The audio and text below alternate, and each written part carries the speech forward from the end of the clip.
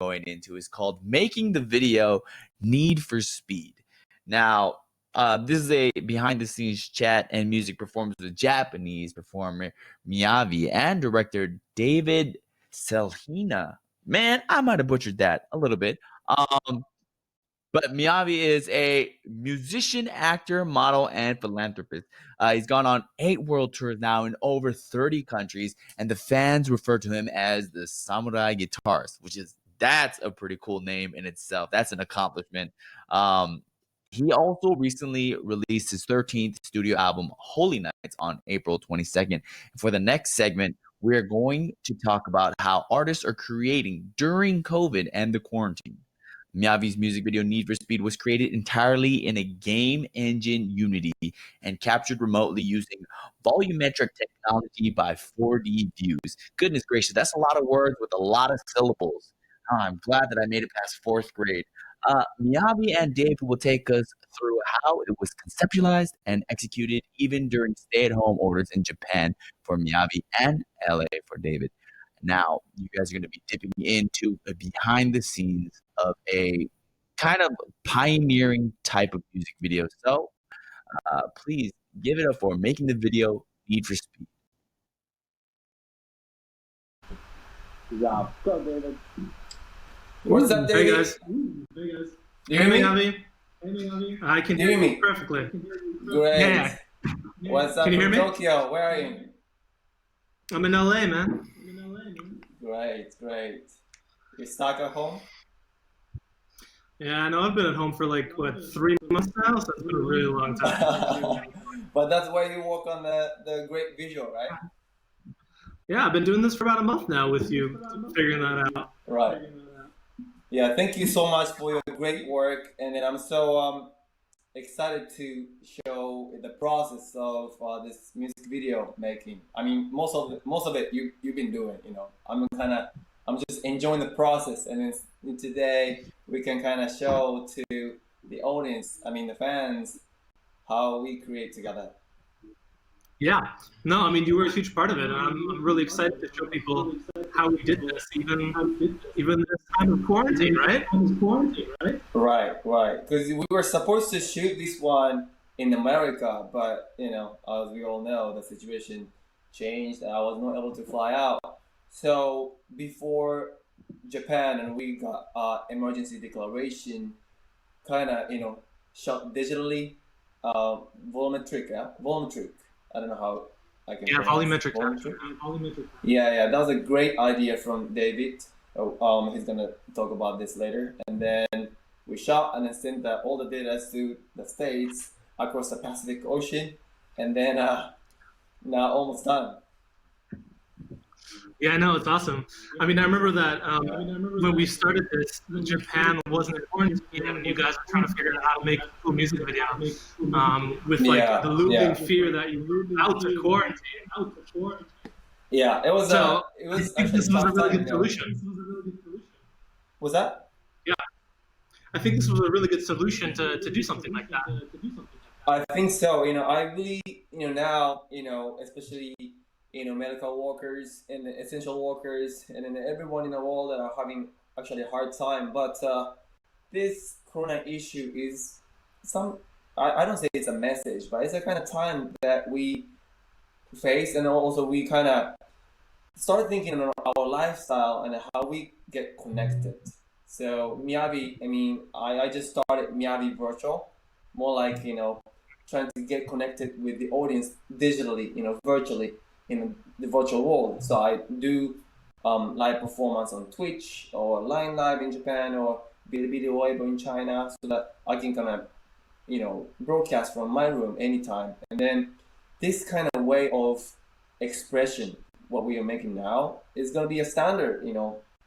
It's not going to be the world of Ghost in the Shell right now, but I think we are kind of asked what's the core essential kind of part as a human being, and then this, I believe, what we're making is the first step for us. Yeah. Also, I feel like it's going to become more commonplace for virtual experiences to be different distribution methods you're using, right? Like cheap to capture people and create virtual environment, do it in real time. Line blurring. I can make a game that's also a music video, that's also an AR experience, and I can do it all at the same time.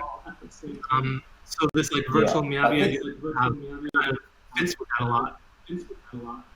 Yeah, I think let me use earbuds, so maybe I don't get any feedback to you. So do you hear me? Yeah, I can hear you. Can you hear me? Okay, great. So I really think the key is how to be real in virtual world. Yeah. How kind of make everything real in virtual, and then again I think it's the time to define who we are as a human being, because the physical stuff less materialistic and then less physical in the future world. So and then what's left as a human being, and then this project is a kind of the first step to me to tip in and to step in to think, because half virtual, half physical, because I performed, but the data is you were in not the it's a different kind of data. It's not the video. It's like a data, so that you can kind of arrange. You can make me a monster as well, right? Yeah, I can make you anything, really. You can modify. You put the superpower, which I've been wanting to do. As we both anime fans. I mean, to me, I was not able to use a superpower. That's why I started using the guitar. That's my superpower now. But you put me. I mean, I think that's a very accurate way of putting it. Yeah, the shooting process was fun with the great creative team in the US, Diane, Annie, who they're gonna join us later. So that was fun. Do you play a lot of video games, maybe? Yeah, I mean, I used to play Final Fantasy or Dragon Quest or on the Virtua Fighter. It was really massive in I think around the same time as Tekken. It's I was in high school. I mean, I dropped out, so I was playing the game with my people. Yeah, I mean, now I'm kind of. Today I'm gonna have a show at Nico Nico. It's a Japanese broadcasting kind of show, and then I might play that. Fortnite, yeah, Fortnite. Yeah, totally. Yeah, do you play? I used to play like 2 years ago, but I haven't since. I did watch that live concert that they had with Travis Scott in Fortnite. That was pretty cool. Yeah. That was really good. You see that? They had like a live virtual concert where they put Travis Scott into the game with music and an experience. That was great. I mean, that's the kind of crossing point that music and the gaming world kind of get together. But to me, I wanna do more. How to say? A little bit more physical. So based on my performance, my body movement, just like what we're doing now. More. It's not all programmed. It's all because even if the world is becoming more digital, as a human being, we all want to keep believing our ability. As a human being. Something that we can't program. Something kind of natural, kind of or spontaneous movement. We create. So. I really want to perform in the digital world in my way, and then this volumetric, how do you pronounce it? Volumetric or volumetric? Volumetric capture, yeah. Should we show them like a scene of you? Yeah, let's do dancing in volumetric capture. Check this out. This is Miyavi in volumetric capture doing his performance. It's amazing. One? Yeah. I did a screen recording when we were on Zoom. So you can see this on the top right. That's like me just on Zoom and the entire team with Derek and Richard and Annie and Diane and everyone. And we're just kind of like staring at you remotely from the US doing this. Right. What was the experience like for you? I didn't want to see. What's that? No, go ahead. I don't know. I I was just gonna say, want to see you what guys was the because experience like for you? Yeah. Oh, I mean, surrounded by the green screen, and then especially with the people who have who have a mask like him, and then that was really it's especially that was a time that we were all not sure what was going to be. So actually, I didn't have enough preparation for the performance. So it was, most of it was really instinctive movement or performance, based on your kind of request or your suggestion.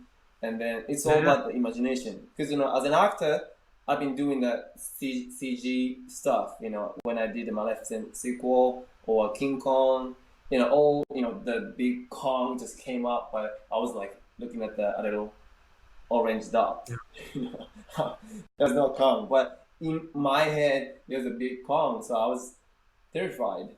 So I think imagination is the key, and then while I was shooting, it was really trying to kind of adjust how to say the direction of the performance, and then that was really fun, to work with you on the set. That's I mean, I think so. Someone just asked in the chat, what is volumetric capture? So I guess we should just describe that. So volumetric capture is a concept that's been around for a while, but recently it's become more advanced and a lot cheaper to do. So what you have is you have this green screen room, and you have all these cameras here. Many cameras all around Miyavi at the same time, and they're video cameras. So what they're doing is they are recording Miyavi from every single angle in the middle of the studio. And what they do then is they use that essentially to what's in this, right? So you see it from every single angle. And what they do is they create a 3D model for every single frame of the performance. And what you have there is you can do anything you want with it. It's a 3D model, right? You can put it into a video game, you can put it into a music video like we did, but you have a physical, real-life capture of Miyavi in 3 dimensions. Right. And I mean, that's pretty amazing and kind of groundbreaking.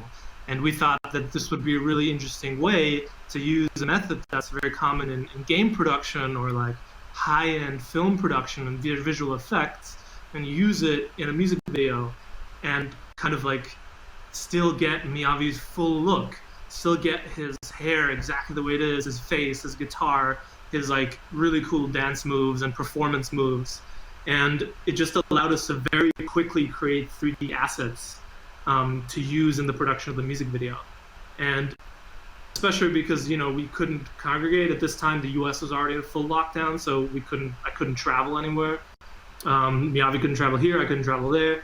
But they were still able to get a studio before they locked down and had the opportunity to do this in the studio. It was socially distanced, everybody was wearing masks, but it was great, right? We could just direct you remotely, which was a very fascinating experience. How did you feel about the fact that, I know you said imagination is key, right?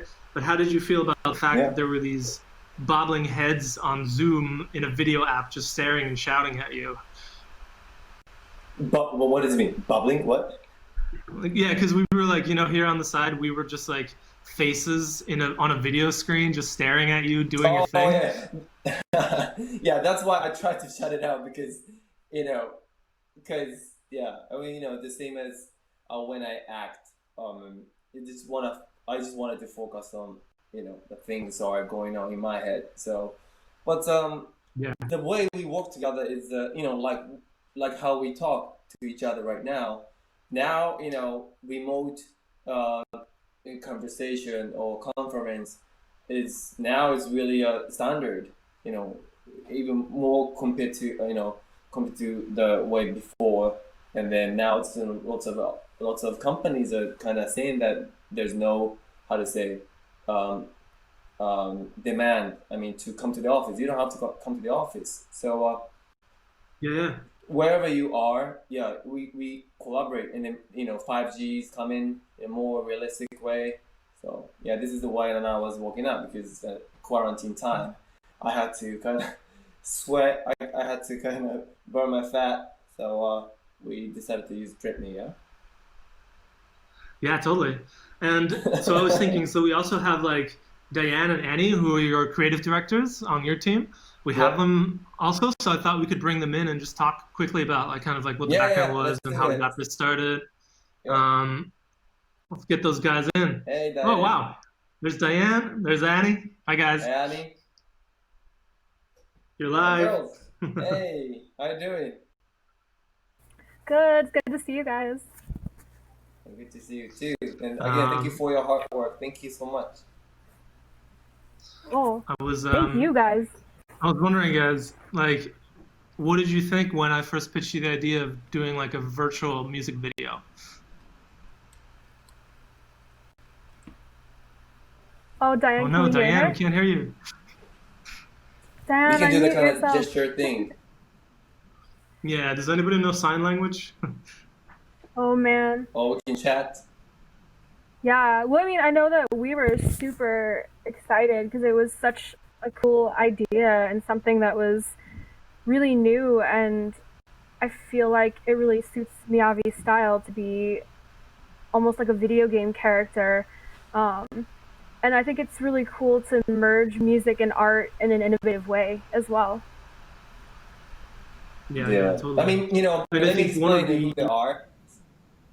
David. So Diane and Annie are the creators, and then we've been kind of building this holy nice world together.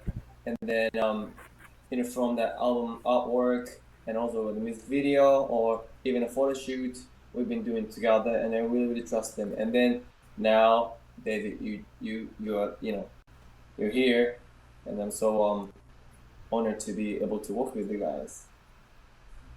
And I really hope. I think the phrase that we put into the treatment was like, let's make Miyavi a superhero. Let's give him superpowers. I think that was like the first phrase on the deck, and I feel like we've kind of achieved that. And we'll show you some more in a moment. But I think that was kind of like the initial part of it. I'm curious, like, would you guys go through the process again, and like, what would you guys do differently if you had to do like a full virtual video one more time? Me and Diane or Miyavi? Anyone, guys? You, and Diane and Annie. I mean, it would be cool if we had more time, but I think it's really like a testament to just Miyavi's skills, not only as a musician, but as an actor, that like with not a lot of notice, he was able to go in and like become in character. And if you look at the video, I'm really hoping that fans will be really excited because it captures Miyavi's moves and the vibe of the music really well. If you've ever been lucky enough to go to Miyavi concert, you'll know that, you know, so much of the excitement is his moves and what he brings to his music.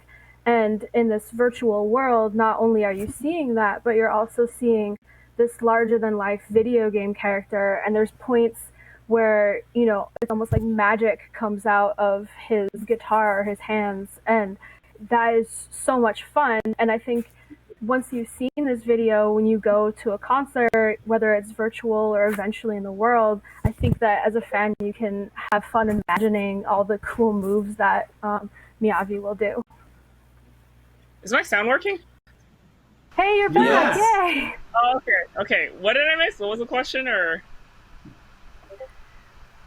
What would you no, we were like just talking about like the process, like what you like, what would you like, what you thought was interesting, like what would you try in the future. By the way, you guys really want to see Miyavi run, right? So here you go. Let's just show Miyavi running one more time. People seem to really like that. Yeah, this is way faster than I usually run at the park. What was going through your head when you were doing that, where you were just like, oh, I'm in the park right now and I'm running under the trees? Yeah. I mean, actually, you didn't use this footage, no? Did you use this? No, we didn't actually end up using it, no. Because we had so much footage. I have make some stamp or some kind of GIF motion stuff, you know, Miyavi runs. Yeah. I have like 200 gigabytes of you moving around. Yeah. What's that, Diane? Oh, I was just gonna say, like, in response to the question earlier, originally this was supposed to start as a fantasy, right? Like he was supposed to be in quarantine, looking at this TV, and then just kind of like diving in. Well, I mean, but when we were first concepting it, it was obviously like when shit just went down, and we were thinking like, how do we connect to the audience, right? Like, and I saw Need for Speed as a song about like urgency, like wanting to keep moving, and I felt like, well, I'm sure most of the fans, are at home, are like restless, but at the time Animal Crossing was getting really big. Everyone was like escaping into games. So I think the premise of the video was to, dive into the video game and into like the world and kind of like let the fans go with Miyavi into his world, where he like is still able to move. Like, Yeah. Which was so fun and pretty really so exciting. Oh, sorry. I mean, someone just asked previously, Official Bluey, he just asked, is this like Need for Speed the movie or Need for Speed the video game? And I think that's the interesting part because it's kind of both, right? Like it is literally made in the same way a video game is made, but then we render it out as a video. So you kind of have the best of both worlds. Both, like a Fast and Furious. Yeah. But we need to ask them. I was thinking the game actually. Yeah. So I just thought we should just go right into Unity now. So Unity is like a game engine. It's used for making video games mostly. And is that what you're using? That's what we're using. Cool. It's a really cool engine, and essentially you can just create real-time 3D content.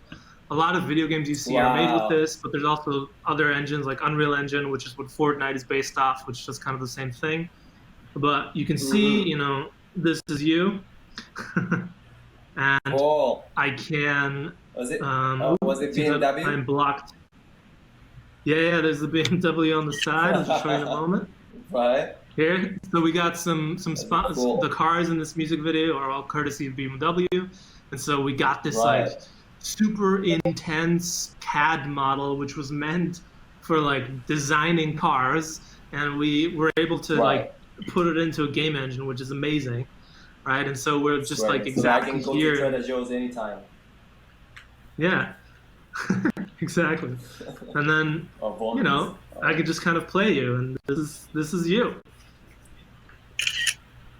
Right.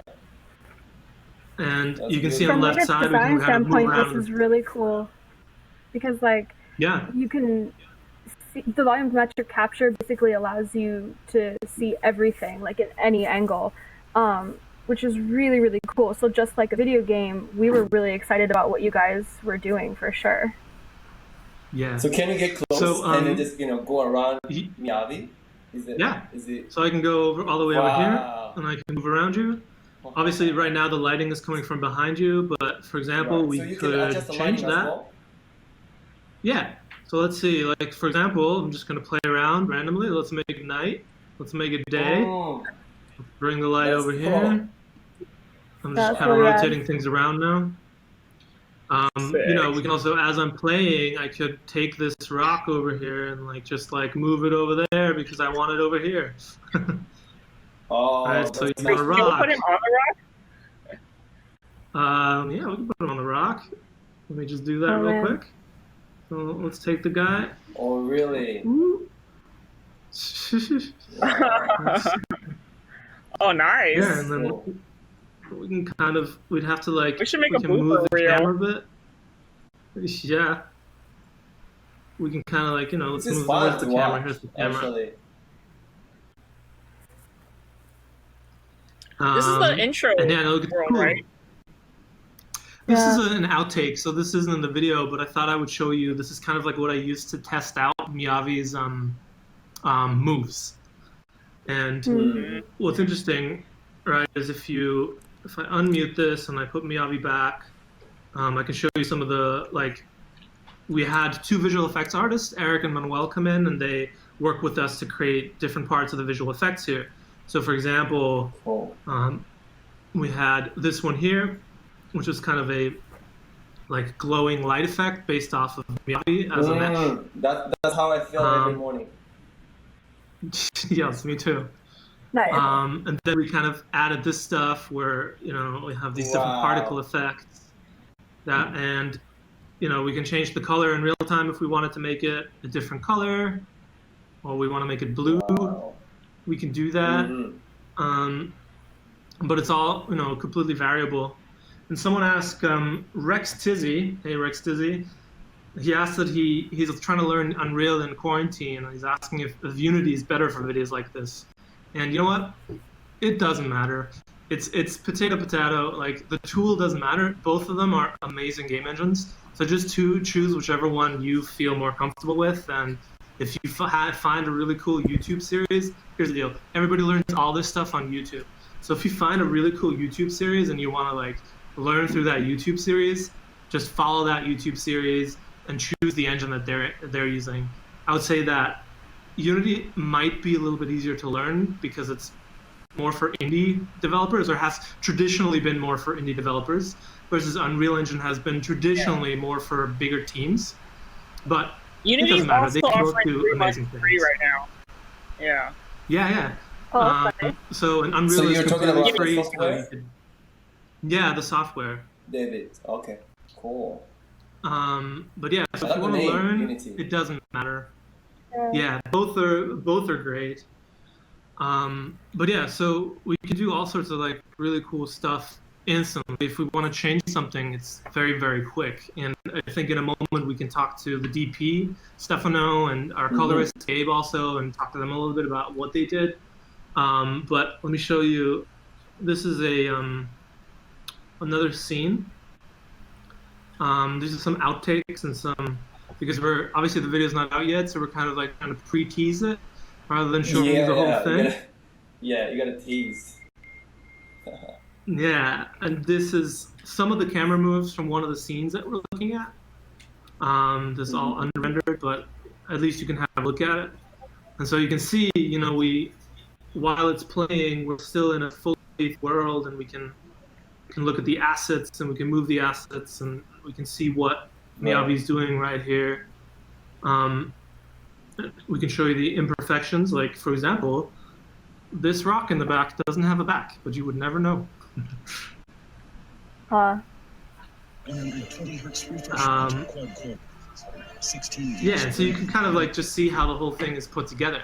And the cool thing about the volumetric capture that we did is that we can use this in any way we'd like to, right? We have to record it, so we can't necessarily change it as much. We can't change his motion, but we can change the scene he's in, we can change how he's there, and we can change what he does within the scene. And so I was looking at the chat messages at the same time, and it's not Cinema 4D. Cinema 4D is another tool that you could use to make something like this with, but this is just the one that I know. And yeah, Unreal has been free forever, so you can always use that if you want to. I also know Unreal, so that's whole nother thing. But Diane, Annie, I know that we had countless Zoom sessions where you joined in as well, and some of them, what did you guys think about the flexibility and how you could work in it? Was that interesting? But how was it compared to being on set, for example? I know Diane, you direct as well, right? Yeah, is my sound working? Yep, you're on. Yeah. I can hear you.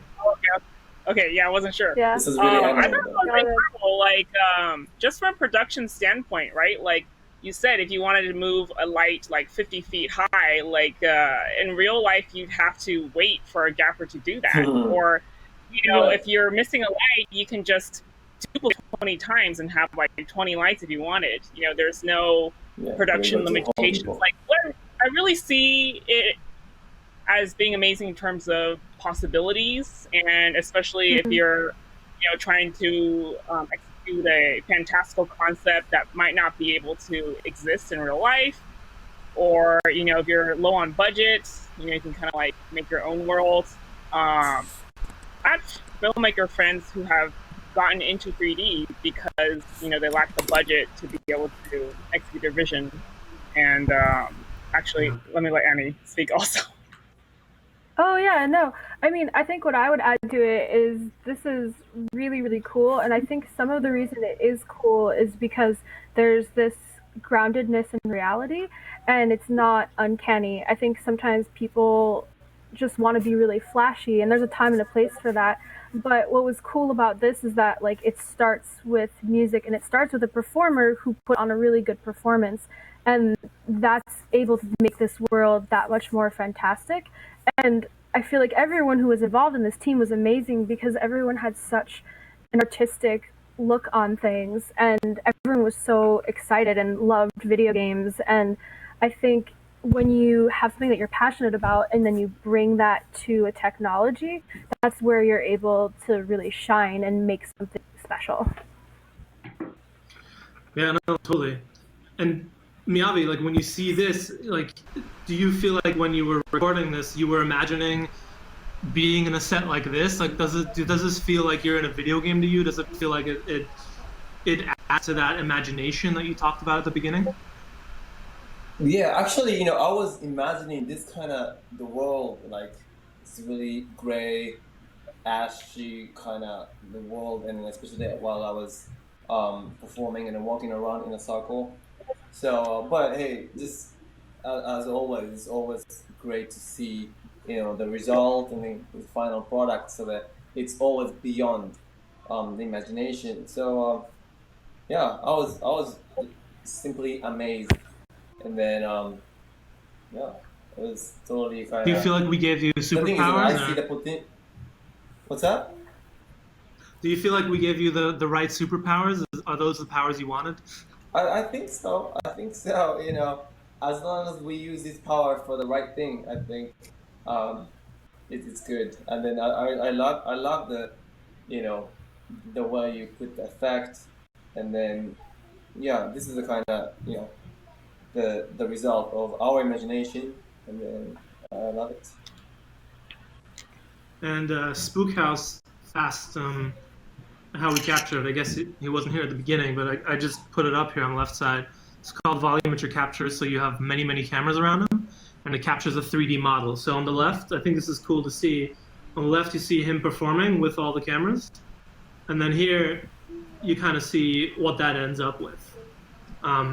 Him as a 3D model, and you can kind of imagine what it would look like from all the different angles. Wow. And I was, yeah, so we also have the DP. How heavy Yeah, is go the ahead. data? It's quite heavy. I mean, this entire project in total is about 200 gigabytes, which is all right, to be honest, but, it could be more. But Yeah. 200 gigabytes is a lot. And you need a lot of processing power to really play it in real time. So, we're recording it at 5K resolution in anamorphic, so kind of like, Quentin Tarantino style, wide format film cinematic I see. video. Another question: How did you But get it's the big. data? After we shot in Tokyo, how did you get the data across the Pacific Ocean? Yeah. So the studio we work with, which was called Crescent in Japan, and they use the technology by 4D views. And after they record with us, they process it. And so they have their own way of processing the camera footage into the 3D models and cleaning them up so they look nice, giving them the right texture and making sure the movements are cool. And then they send them over to me, and I can show you in these kind of like performance files that are kind of like split up. So here, see, these are all the different takes. You can see it here on the left side that I have of you. And I can just kind of like switch between these takes depending on different video files that I want to use. And I can use those in the different scenes to build the world as I want it, together with all these 3D models and the sunlight and the lighting and all that stuff. Oh, I was wondering if you guys would talk a little bit about how detailed it was, because I think we were both very excited and surprised like how detailed it was. Like it captured his tattoos, and then also what Miyavi chose to wear, because he styled himself, and like how that impacted the 3D model as well. Yeah, that was the most hardest part of this shooting. To choose which shoes was the best. There's some limitations. This remember? The better. Yeah, the other one. Remember, we were like, oh yeah, you can't wear this black shoe because we can't see them in the render. I remember that part. Yeah. But I mean, your tattoos came through amazing. I mean, look at this; it's super detailed. If you look here. Wow. Yeah, it's incredible. I love it. It even caught his Yeah, like, I wish- was that your UNHCR bracelet or? Yeah, I think it is. This guy right here, right? Yeah, that's part of my job as an ambassador for UNHCR. Gotta That's rep it in your awesome. music video. Yeah. And oh, I don't know how to pronounce your username, Kuglin, but you asked if I can change the lighting and if he comes as a texture. Yeah, so this is a 3D model. It's, I don't know if you know 3D graphics, but like an Alembic file, I guess, where you have a 3D model for every frame of the video. And so I can like, there's a surface texture for him and it changes for every frame. And yeah, I mean, I can change the lighting anytime I want to. So for example, here, I showed this before, but yeah, you could just like move the light around. So I don't know what exactly. Can you change the color of my clothes or skin as well? That's the one thing I can't do with this technique because the texture that we get is directly from you.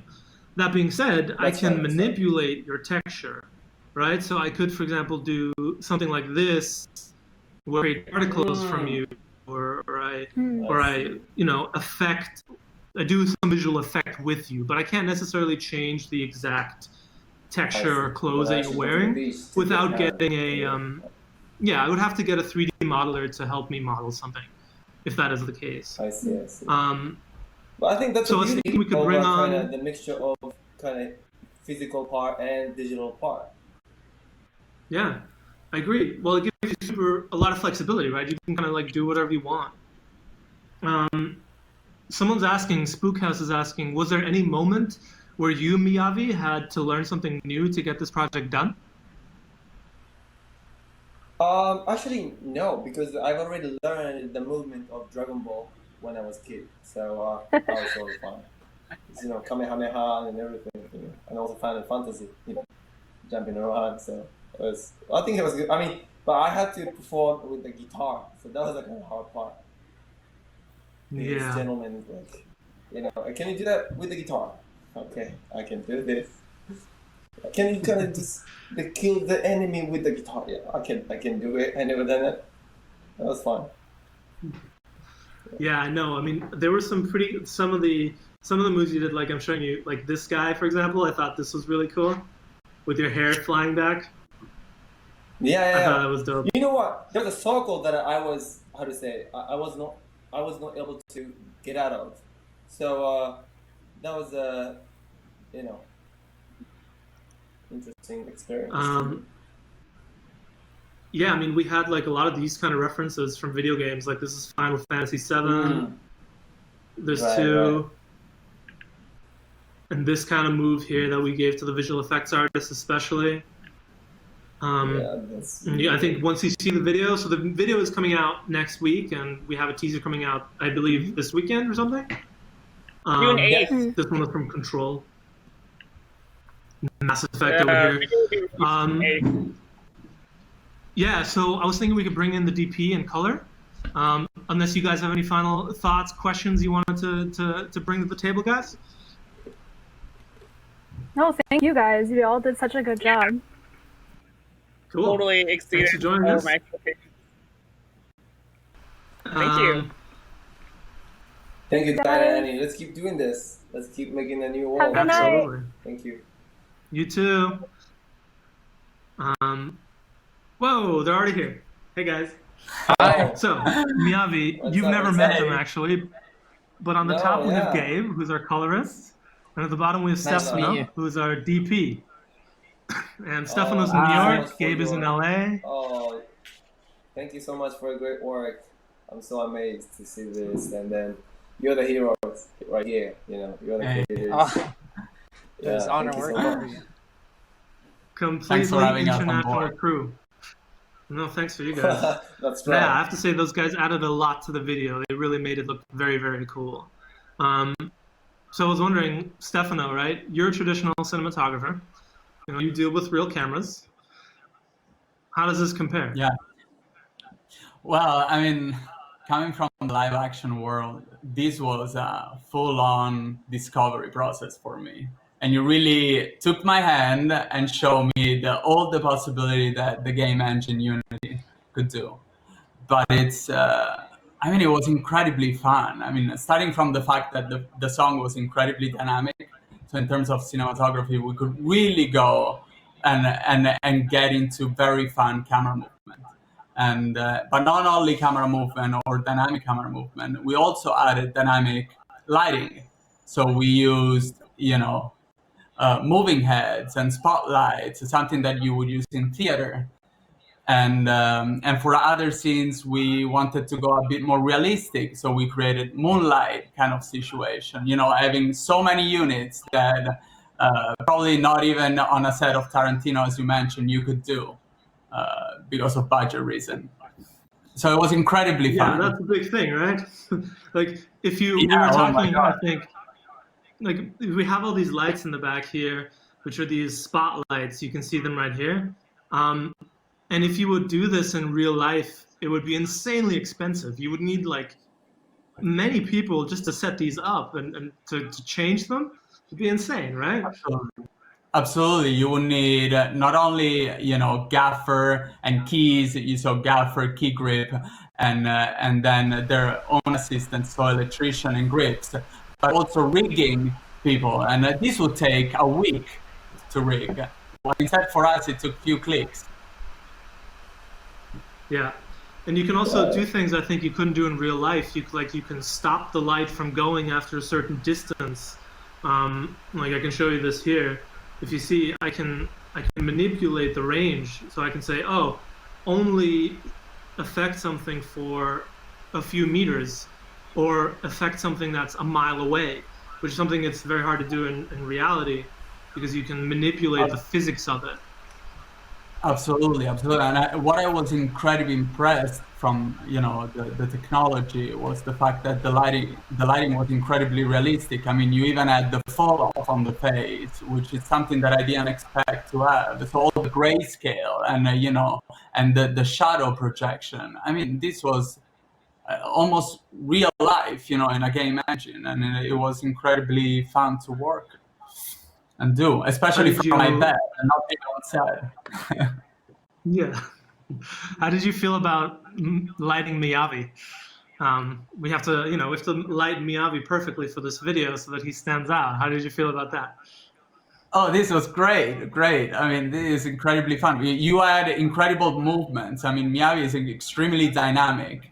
And I think what we did was basically limiting ourselves in a world that was pretty much limitless. And I think that was the key to make the video more cinematic, in the sense like, oh, let's stick to a dolly shot, let's stick to a crane shot or a techno crane shot. And I think it really grounded the video, and it makes it feel, cinematic again. Yeah. And I think it's interesting because the way that you approached the camera movement especially is different, right? Because if you're doing it in real life, you have a person there, and say they have a camera on their shoulder, handheld, or with a Steadicam, when you say move to the right or shake it a little bit more, the person understands what you're doing. In the program, you have to kind of rethink it a little bit. You can be like, okay, you want to shake the camera. Oh, okay, so we have to add noise to it, where we have to change the amplitude and the frequency and the noise profile. And so I think it's just maybe a different way of thinking also, because it doesn't translate in human form. Well, to be sincere, David, I was extremely lucky to collaborate with you on this, because as you know, I was speaking to you like in terms that I would speak to my camera operator, Steadicam operator, crane operator, and you would translate that into the game engine vocabulary. So that you made it pretty easy for me. What's happening outside of your house? Is it real world or virtual world? He's in New York, so it's normal for the sirens to be everywhere. I see. Okay. Yeah, that's true. Oh, yeah, true. And you guys put the camera. What do your sirens sound like in Japan? It's just Zen mode. It's morning. 11 a.m. right here, so it's a great sunny day. Yeah, but it's really interesting to see the process and how you guys kind of communicate and work together. But to me, you know, as you said, now actually you don't have to set up the lighting, or you don't have to kind of communicate with other kind of staff.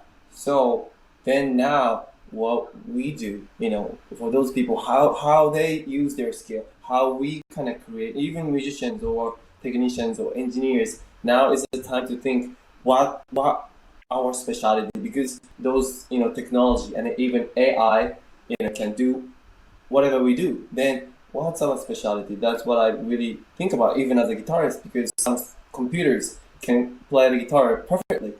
But hey, what's my thing? You know, that's something that, you know, computer cannot do. But if we can kind of collaborate just like this, it's a chemistry, it's a harmony of humanity and this virtual technology, and then it's really really great to see. How do you feel about this, David? I think it's true, and I think we're only scratching the surface of what we can do. And somebody asked, what's the hardest thing to do in this project, like besides being under lockdown? From Spook House asked that. And I think the answer for me for that, and it relates to what you just said, is you can do anything if you're in 3D. It's like a blank canvas. So you have to really think about what you can do in the time frame that you have available and the resources you have and what you want to do and with the creative vision of it, and like what do you want to represent visually. And so you really have to, it's like if you can do everything, where do you start? That's the hardest part. Yeah, and so I think now I'm really curious by what you hear from me, because let's say, you know, we are anime fans, and then we, you know, I love Ghost in the Shell or Ghibli, you know, Mononoke, Hayao Miyazaki, you know, Disney's, lots of, you know, Akira, those resources we have, and then we got inspired. But hey, after this, how we get inspired? What's our inspirational source in the future after this? Let's say after 50 years, what's gonna be like? I don't know, just wondering. That's asking you guys. Well, tough questions, right? 50 years ago, people were inspired by films, right? They watched a Disney movie, like Bambi or whatever. They were like, "Oh my God, wow, this is amazing." At the moment, I think, in my mind, we're at the pinnacle of creativity in terms of video gaming. The things we're doing in video games they blow my mind. They're insane, right? And I'm a big fan in terms of inspiration. Someone asked the question, what was the inspiration other than Final Fantasy VII? For me personally, I love, you know, really complicated, surreal narrative games. I love Mass Effect. I love Control. I love things that kind of are just like really interesting storytelling experiments in a game. And I think that's where there's so much left to do and left to try out and left to experiment with. Like, what could you do with a really interesting Miyavi video game narrative? You could make that into a movie or a short film or more than that. Like, I think it opens a lot of doors. And then working with people like Gabe and Stefano, where you guys have a very strong understanding of the cinematics of it and the film part of it, which I think a lot of games are still missing in certain ways. So I think bringing those two worlds together is what's going to be next. And that's why virtual Miyavi is part of it, you know? Right. I mean, Gabe, what do you think? I think the future of filmmaking with this pandemic going on, I think this is like this is a milestone, and I think lots of people are going to be moving forward with this sort of technique, just for not only because in many ways it's more interesting and different, but it's also safer too. So yeah, totally. I mean, what was the experience like to color it for you? So Gabe does color grading, where essentially he takes the image that we create and then he adds color to it, and film grain is specifically what he did in this video. But he usually works in other tools, right? Like, I think Gabe usually works in Flame, but there's other tools that you use in the industry. But in this case, we did it all here, and so pretty much 99% of what you see in the final video coming out next week is what we rendered directly out of Unity. We didn't do anything with it afterwards except add a few final adjustments and a little bit of film grain, but it came directly out of the game engine. And you can see here how he kind of worked on it. Yeah, It was wild because in the software I normally use, you can like key certain things and draw shapes, and so we had to really collaborate together to like shape the lighting and even sometimes consider changing textures, which was really fun because normally you don't have that creative ability towards the end of a project. It's already been shot, so you're just working with what you have. So it was nice to be able to create and change things. What was it like for you guys to like translate the experience of working remotely to actually creating something? Because Stefano, when we talked to you, we're in your living room where you are now on your phone. Gabe, when we talked to you, we're sitting here. You know, Miyavi, we chatted over line at some point. So like this is all very new, and I think kind of relevant to a lot of people who are working now. They're asking like, how can we make stuff when we can't even congregate? Yeah, it's Well, there important to is. have like an. Oh, go ahead. Go, Gabe. Go. You go. Oh, I was just gonna say like it's like now communication is so important, you know, and like we had such a tight knit team. Like we were texting, calling, video chatting. It was really nice, like refreshing to just be so transparent with everything. I totally agree with Gabe. I mean, obviously, we did like 3 calls, right? Where we went through for what was it, 6, 7, 8 hours, and I think the first call, obviously, yeah, the first call took a little bit of adjusting from my side since it was the first time, but already from the second call, I felt like our communication got much better, and things were moving faster, and we were getting things done in the way that we wanted. And I mean, and this is exactly what happens on a real set, on live action. The first day is always the slowest day. You're getting to know the people. But once you get into the right gear, as we did here, I didn't find any difference about the fact. The only fact was that I didn't have to wake up super early to go on set. I was under the covers of my bed sometimes. So it was definitely delightful to work on this. That was great. I mean, that's totally true. And Dan of Blades is asking, how did Gabe have to reorient himself to coloring a video game engine environment? Man, it was really difficult because I was getting lost in it. Like I wanted to walk around in the world and like hang out with Miyavi, and even though he's not really there talking and interacting back, it was just like, it's a good question. Like I got lost in it for sure at first, just like walking around and having fun. So to answer the question, it just took time just to play around, get used to the tool. Yeah, totally. And someone Yeah, else same is for asking, me, yeah. how many? Go ahead. No, I please wanted continue. to say that obviously, yeah. So the thing of volumetric capture, I mean, it's an incredible technology, but sometimes, you know, we avoided to light frontally, to have a flat lighting coming, you know, from the side of camera, like they used to do in older kind of an animation films or video games. And so really we wanted to have the approach of an actual set where we lit mostly Miyavi from a 3/4 backlight. And that's what you usually light a ballet in theater. You light from side cut. So when you have a lot of movement, there is a dynamic lighting interacting with your character. I think that's what really adds dynamism to the video. Yeah, no, that's totally true. It is a little bit like theater in a sense, right? Because you have a black box almost, and it's an empty 3D space, and you add the lights in, which is a little bit different than a film where you have to deal within the environment that you're dealt with. Absolutely, and this obviously it's a slightly different process because usually a director of photography, right, is involved since the beginning, location scouting. While instead, when I got on board, there were location already designed. And so from there, we had to kind of create a lighting that fit the environment, but also fit the idea of the dynamism and, you know, the music video kind of, you know, aspect of things, where you want, you know, cool visuals. Yeah. And okay, so I have two last things before we end. And the first thing is, someone asked how many people were working on this project. Finebeard asked that.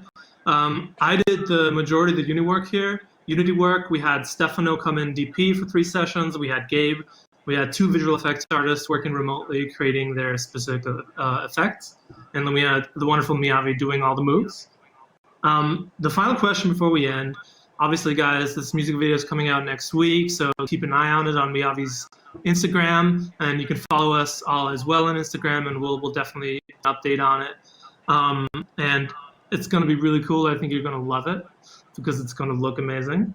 But Miyavi, the final question that I have for you is, you know, would you, like, this is, would you do a video game? And if you did a video game, what would it be about? What? Oh, if we make a video game? Is that what you mean? Yeah. If I play, would you do a video game, and what would it be about?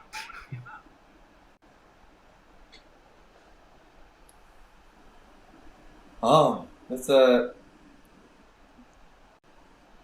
good. I don't know if it's a good question or not. I mean, it's really interesting to me. You know, I've been trying to be away from gaming because, you know, once I get into it, I get into it. You know, I just wanted to secure the time for music and then other things like an ambassador for NCR. So, but now, you know, the world kind of shaping a little in a different way, and then I think, I don't know, anything like maybe visualize the sound. I mean, actually, I've been talking to, you know, my friends about this for a long time, but, you know, now we're in a hard situation with the coronavirus, and then the reason why we get scared is, you know, virus is invisible, but I do think the music is also invisible, and then that's our weapon. So if we can make, like what we do, if we can make the music visible, and then, you know, I snap the strings and just some kind of thunderstorm like what you created kind of comes out, and then I can heal people with my sound. So based on the kind of musical performance, but there's kind of some kind of energy exchange between people, even talking, singing, dancing, you know, clapping. It could, you know, it would be fun if we can do something like this. Absolutely. Well, I think that's all the time we have, and I think, Miyavi, you're going to do a performance now, right? Yeah, I think so. It's the perfect timing. You know, it's perfect time to perform. You know, 11 a.m. I mean, I agree. So let's give the fans what they want. Thanks, guys, for joining me, and Diane and Annie before that, and Stefano, Gabe. Well, thank you so much. Thanks, Miyavi. Yeah. And thanks for everyone watching, and tune in to the video when it's out. See you guys.